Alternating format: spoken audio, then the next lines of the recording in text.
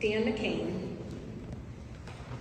For the past 35 years, through hard work and example, Dan McCain has rallied his small community of Delphi to do great things. Dan is proud of Delphi and Carroll County's heritage.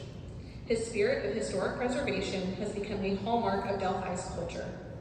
He served 22 years as president of Carroll County Wabash and Erie Canal Association and had been a volunteer for 15 years prior to that. The city of Delphi hosts a 3-mile section of the famed Wabash and Erie Canal, the longest man-made waterway ever built in the United States. The Canal Association continues to find and preserve artifacts, acquire new lands, and develop education, recreation, and preservation programs. Under Dan's presidency, the association developed miles of beautiful trails, created a fabulous local park, and brought new life to old buildings and bridges. Now thousands of people get to enjoy these cultural gifts every year. Dan has given the entire town something to work towards, never asking for recognition along the way. He has been a shining example of what Hoosiers can accomplish when we join in a common mission.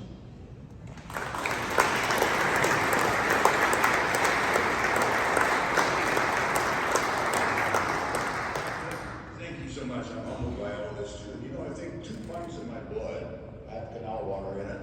Because 2 times I've lived next to the canal, but my most important part was when I was born in the house I live in today, next to the canal on the property. And for me, when I was a little boy, I would go back there. It was a trashy area. It was not a pretty spot at all. And I would have so much curiosity about it. So I had started asking my grandfather more about it. He was born near the canal and ceased to operate. So I learned a little bit, but it took a long time to really get the canal fully in my mind and how it operated.